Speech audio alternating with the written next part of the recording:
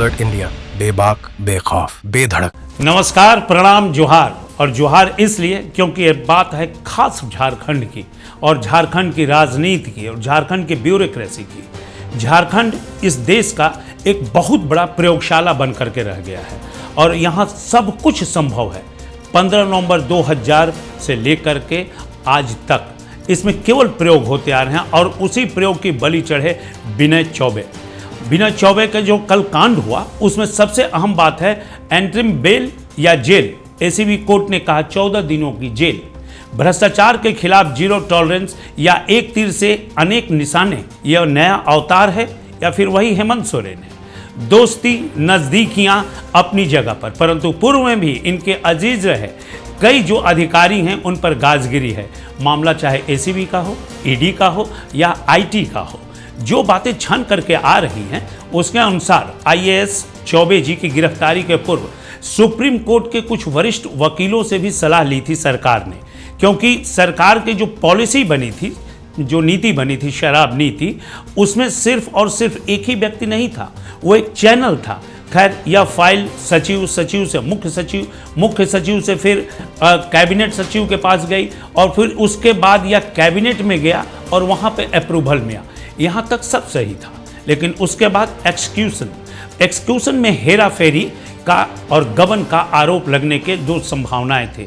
इसमें ये दो कनेक्शन स्पष्ट आ रहे हैं। पहला, छत्तीसगढ़ का जो सिंडिकेट था वो काफ़ी प्रभावी था पिछली बार, और उसने कहा था कि झारखंड में जो देशी शराब बिक रही है वो प्लास्टिक बोतल में बिक रही है, उसे शीशी में डाला जाए, यानी शीशे के बोतल में। और छत्तीसगढ़ से जो देसी शराब थी वो शीशे की बोतल में सप्लाई होने लगी और झारखंड के प्लास्टिक बोतल के प्लांट बंद हो गए।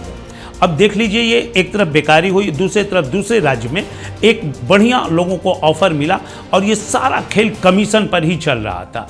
और नई और पुरानी जो शराब नीति है उसे 31 मार्च को समाप्त कर दिया गया, इसी 31 मार्च 2025 को। उसके बाद नई शराब नीति लागू की गई, यद्यपि कि उसमें एक प्रावधान भी है और उस प्रावधान के तहत यह प्रस्ताव लाया गया कि जो पुराने मैन पावर सप्लाई वाले जो संचालक हैं उन्हें 120 दिनों तक का विस्तार दिया जा सकता है, और वो दिया भी गया, क्योंकि अभी नई शराब नीति के तहत झारखंड में कोई भी टेंडर नहीं हुआ, कहीं कुछ नहीं हुआ। यहाँ तक भी सब कुछ सही हो गया था और झारखंड सरकार ने पश्चिम बंगाल और उड़ीसा के तर्ज पर जो वैट है उस वैट को 75 से घटा के 5% पर ला दिया।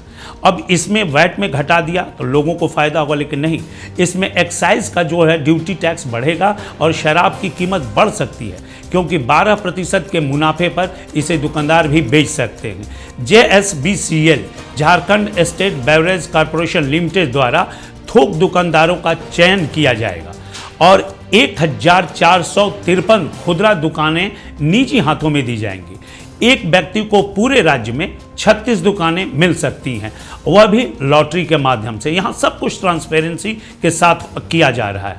अब तक सब सही था, मगर घोटाला जो 38 करोड़ का आरोप है वो कहाँ हुआ है? नेता प्रतिपक्ष ने 2 दिन पहले एक अहम सवाल उठाया कि जो मैंने पिछले बुलेटिन में बताया था वो सेम सवाल नेता प्रतिपक्ष बाबूलाल मरांडी ने उठाया बीजेपी की तरफ से कि गिरफ्तारी में इतनी जल्दीबाजी क्यों? विनय चौबे की तबीयत खराब है, उनका देखरेख किया जाए, उसमें कहीं ना कहीं संशय की बात आ रही है। मैन पावर सप्लाई करने वाली 2 कंपनियां थी, मार्क्सन और विजन, वो दोनों कंपनियां फर्जी बैंक गारंटी दी थी, जो उसको लेकर के कोई अभी तक FIR नहीं हुआ। वेतन रहित DGP को क्या यह सरकार इसी मंसूबे के साथ रखा है? ये अब सुनिए बाबूलाल मरांडी जी इन तमाम मुद्दों पर क्या कह रहे हैं। शराब घोटाला 2022 से चल रहा है। हमने 2022 को ही अप्रैल में पत्र लिखा था ये गड़बड़ियां हो रही, इन कंपनियों को देने के लिए सारे कुछ हो रहा है। फिर उस कंपनियों को दिया गया और उसके बाद मुख्यमंत्री ने कोई कार्रवाई नहीं की। ये कार्रवाई तब प्रारंभ होती है जब छत्तीसगढ़ में केस दर्ज होता है, और छत्तीसगढ़ में केस दर्ज होने के बाद झारखंड में एसीबी एक्टिव होते हैं। 24 के आखिरी चुनाव के कुछ दिन पहले, और उसके बाद भी आपने देखा कि यहां भी कोई जांच के लिए पहले उन्होंने FIR नहीं लॉन्च किया था। कल जब विनय चौबे को पकड़ करके ले गया तो उनको अंदर ले जाना तो फिर एफआईआर करना पड़ेगा, तो उन्होंने एफआईआर किया और उसको अंदर किया। और हमें तो यहां तक जानकारी शायद लगता है कि अब जैसे हमने कहा कि पहले भी 2-2 सीओ को इन्होंने जेल में बंद कर रखा है जो ईडी के गवाह थे।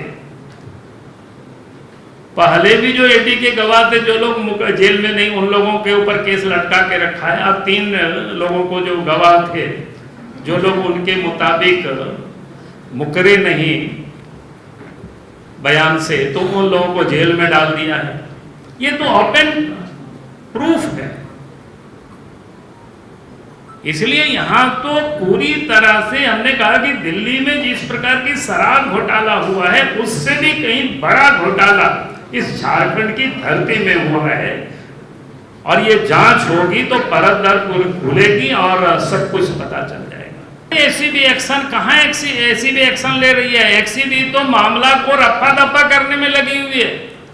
इसीलिए एसीबी के भी इलीगल डीजी यहां अनुराग गुप्ता को रखे हुए हैं, हेमंत सोरेन जी। अब ये समझ में आ रहा है क्यों रखे हुए हैं। ये तो पूरा देश और पूरे राज्य की जनता आप समझ रही है। इसलिए तो मैं कह रहा हूं, मुख्यमंत्री अगर कह रहे हैं कि सब कुछ ठीक है तो पूरे मामले को सीबीआई, उसका मैं 1-2 विषय जरूर कहूंगा कि आप सब लोगों को ये जानकारी राज्य को होनी चाहिए कि आप सब ने देख रहे होंगे झारखंड में आज मुख्य सचिव क्या कहते हैं, डीजीपी नहीं है। 1 तारीख से लेकर के आज कितना तारीख हो गया, 21 तारीख हो गया, इन्हें बिना डीजी के है। और जिसे डीजी का काम लिया जा रहा है, समझिए वो डीजी नहीं है, कानूनन रूप से इलीगल तरीके से उसे काम कराया जा रहा है। फिर उनको क्यों बिठाया गया है, अब ये समझ में आने लगा धीरे धीरे।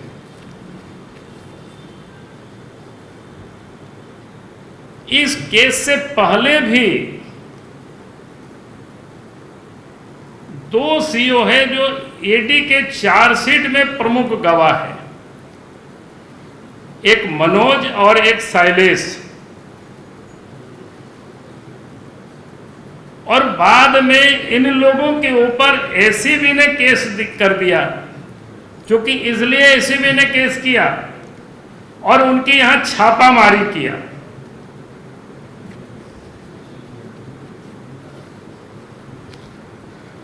ताकि उनके ऊपर मामला को लटका करके रखा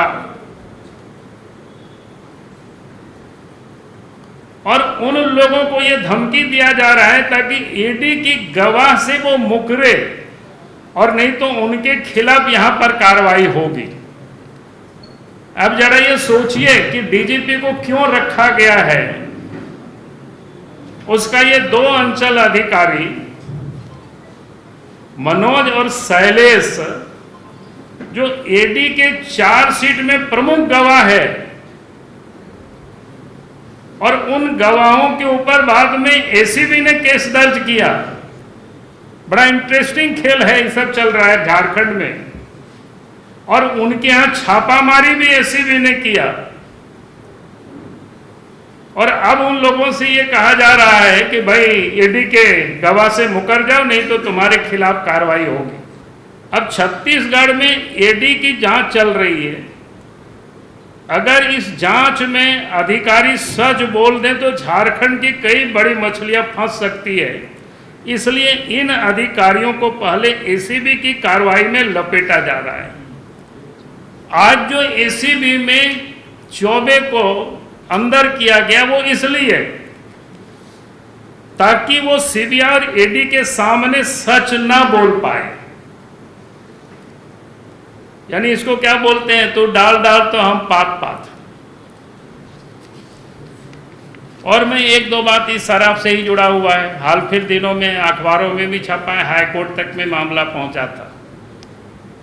2 प्लेसमेंट एजेंसी जिन लोगों ने फर्जी क्या कहते हैं बैंक गारंटी जमा किया था, उन लोगों ने कोर्ट में भी जाकर के फर्जीवाड़ा ये नहीं दिखाया और बाद में केस को उन्होंने विड्रॉ किया है। लेकिन आश्चर्य ये होता है विभाग ने अभी तक उन लोगों के ऊपर कोई कार्रवाई नहीं की, कोई एफआईआर नहीं किया। इससे क्या सिद्ध होता है? इससे तो यही होता है कि भाई इन लोग सारे के सारे लोग मिले हुए हैं और मामला को इधर से उधर घुमाने की ये लोग कोशिश कर रहे हैं। अरे यार, आज की मैं बात कर रहा हूं, था 5-6 साल पहले की बात कर रहे हैं कि आज क्या हो रहा है राज्य में, मैं ये कह रहा हूं। और इस पूरे घोटाला में मुख्यमंत्री सम्मिलित है। वो इसलिए मैंने कहा कि दिल्ली से कम बड़ा घोटाला नहीं है, दिल्ली से भी कहीं बड़ी घोटाला है यहाँ पर। जब जांच होगी तो ये पता चलेगा। खेल का आकलन अब हम शुरू करते हैं। आपने सुना बाबूलाल मरांडी को। अब खेल का आकलन हम शुरू करते हैं कि बिना निगरानी मुख्य सचिव, मुख्यमंत्री और प्रधान सचिव जो मुख्यमंत्री के हैं और अंत में स्वयं मुख्यमंत्री के हस्ताक्षर के बिना किसी भी आईएएस ऑफिसर को गिरफ्तार नहीं किया जा सकता। और यानी कि इन तमाम चैनल से ये फाइल गई होगी और आनन फानन में साइन होकर आया होगा या कुछ दिनों पहले से ये प्रक्रिया चल रही होगी और यह इतनी गोपनीय होगी कि किसी को कानो कान खबर नहीं होगा। भ्रष्टाचार निरोधक दस्ता जो एसीबी है यहाँ पे इतनी तत्परता के साथ गिरफ्तारी करता है, जबकि आप पता कर लें कि भ्रष्टाचार निरोधक जो यहाँ पे विभाग है एसीबी, वहाँ पे हजारों फाइलें वर्षों से धूल फांक रही हैं, उसका कोई देखनहार नहीं है। एक ही बिल्डिंग में एफआईआर, वहीं पे पूछताछ, वहीं पे सुनवाई और वहीं कोर्ट में पेश करके 14 दिनों के न्यायिक हिरासत में इन्हें 3 जून तक के लिए भेज दिया गया आईएएस विनय चौबे को। मुझे लग रहा है कि हेमंत भ्रष्टाचार पर जीरो टॉलरेंस साबित करना चाह रहे हैं। राज्य को मालूम है कि दोनों के संबंध कैसे थे। दर्जनों अधिकारी के कान अब खड़े हो चुके हैं इस गिरफ्तारी के बाद, क्योंकि लोग अपने जिस कहते हैं ना कि चौबे पे खड़े हो गए हैं। काफ़ी सशंकित हैं यहाँ पर कि जब विनय चौबे और कई भरोसेमंद जो पूर्व में भी सीएमओ में लोग जाने जाते थे इनके काफ़ी नज़दीक, उनके साथ इन्होंने ब्रह्मोस चला करके उनका पत्ता साफ कर दिया। तो बाकी लोग तो कुछ किस खेत की मूलियाँ यहाँ जो अधिकारी हैं उन्हें काफ़ी संशय है और भय भी व्याप्त हो गया है और कई अधिकारी अभी से ही अपना पूरी प्रक्रिया तैयार करने, अपने आप को बचाने की कोशिश में लगे हुए हैं। मुख्यमंत्री के पास दूसरा मुद्दा ये आता है कि कई सलाहकार समितियां होती हैं, उनकी अपनी निजी, राजनैतिक, गैर राजनीतिक, आपसी और उनके बीच में आपसी प्रतिद्वंदिता होती है कि कौन सीएम के नज़दीक जा रहा है, वो ज़्यादा जा रहा है तो उसको किस ढंग से फंसा करके रास्ते से हटाना है। तो अब यह बात स्पष्ट हो रही है कि विनय चौबे कौन से समूह जो मुख्यमंत्री के पास जा रहा था उस समूह के बीच में ये रोड़ा बन रहे थे। और ये सबसे अहम बात है कि उस समूह की पहचान अब लोग करना शुरू कर दिए हैं। तीसरी बात कि गैर राजनीतिक लोगों का एक समूह के पीछे सरकार से ही रांची से लेकर कोलकाता तक पूरा चेन लगा हुआ है। कुछ लोग जेल के अंदर से संचालित कर रहे हैं, कुछ लोग बाहर में हैं। ये तमाम खेला हो रहा और ये पिछली सरकार से ही चल रहा है। और इन समूहों का मुख्य कार्य है सचिव स्तर से लेकर निचले स्तर तक पदाधिकारियों के ट्रांसफ़र पोस्टिंग, जिला स्तर पर डीएम एसपी के ट्रांसफ़र पोस्टिंग कराना। तो ये तमाम चीज़ें अब उभर कर आ रही हैं और ये तमाम चीज़ें अब चर्चा में हैं।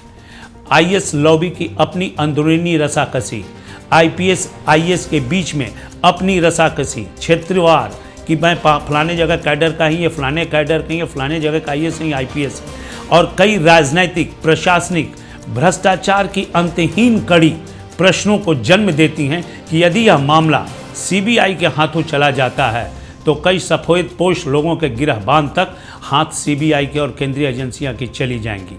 क्या उनसे बचने के लिए सब किया जा रहा है?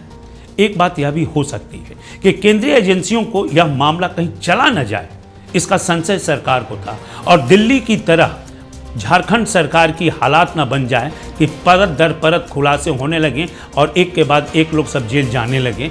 उससे पहले सरकार ने एक एक्शन लिया और उस एक्शन में अपने नज़दीकी ही सही उस विभाग के जो सिरमौर थे, शिरोमणि थे, जो सचिव थे उस समय, एमडी थे विनय चौबे, उन्हीं की बलि चढ़ा दी गई। अब ये पूछताछ में, जानकारी में, सारी जगहों पर ये खुलासा होगा कि कितना फसाना और कितना हकीकत, इसमें कौन से राजनीतिक रंग से रंगा है। क्योंकि मैंने पिछली बार भी कहा था आपसे कि यह मामला तकनीकी रूप से कम और राजनीतिक रूप से ज़्यादा पकड़ में आएगा। क्योंकि विनय चौबे के वकील भी कह रहे थे कि एफआईआर की कॉपी जेल जाने तक उनको नहीं दी गई थी। तो यह सब कुछ देखना होगा, एफआईआर की कॉपी और कहां से राजनीतिक षड्यंत्र के शिकार बने, या जांच के बाद या स्पष्ट रूप से घोटाले में सिर्फ यही निकल के आ रहे हैं। उन दो एजेंसियों का नाम अभी तक बीच में न सरकार लेके आई है न एसीबी लेके आई है। अभी जांच में सीबीआई, ईडी और इकोनॉमिक ऑफेंस जो है वो भी विभाग कूदेगा। तब तमाम जांच का जो फलसफा निकल के बाहर आएगा, उसके बाद पता चलेगा कि जांच में कितना दूध का दूध और पानी का पानी हो पाता है।